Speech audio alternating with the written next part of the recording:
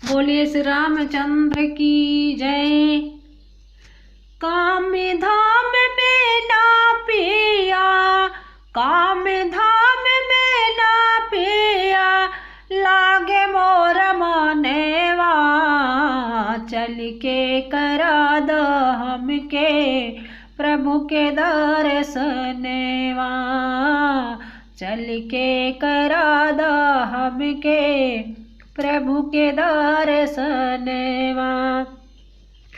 काम धाम में ना पिया, लागे मोरा मनवा, चल के करा दो हमके प्रभु के दर्शनवा।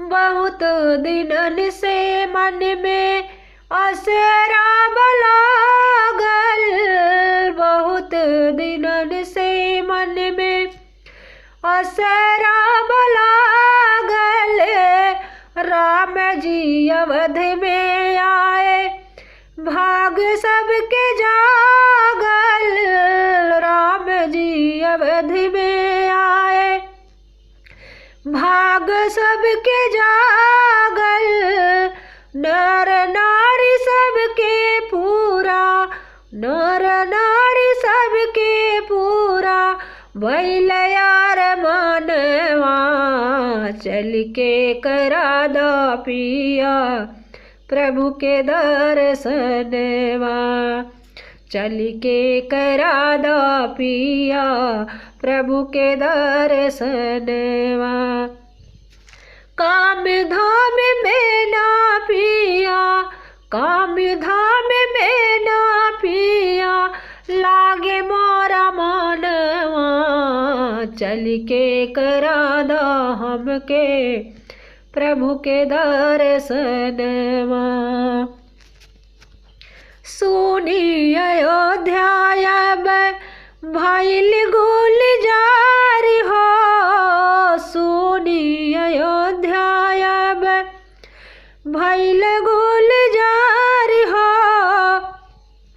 लखन सिया संग जहिया आइल श्री राम हो, लखन सिया संग जहिया आइल श्री राम हो, धन्य होई गया अवध नगरिया, धन्य होई गया अवध नगरिया, दशरथ भवनवा, चल के करा दो पिया प्रभु के दर्शनवा, चल के करा दो पिया प्रभु के दर्शनवा।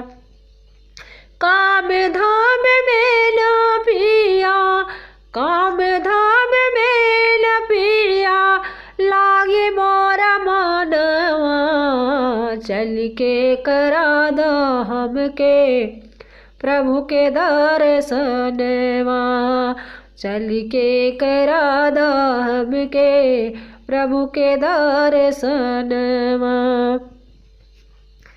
धूप दीप चंदन अक्षत राम के चढ़ाई, धूप दीप चंदन अक्षत राम के चढ़ाई, घी के दियनवा अपने प्रभु के जलाई, घी के दियनवा अपने प्रभु के जलाई, यमुना के पानिया से, यमुना के पानिया से पखारब चरणवा, चल के करा दो पिया प्रभु के दर्शनवा, चल के करा दो हमके प्रभु के दर्शनवा।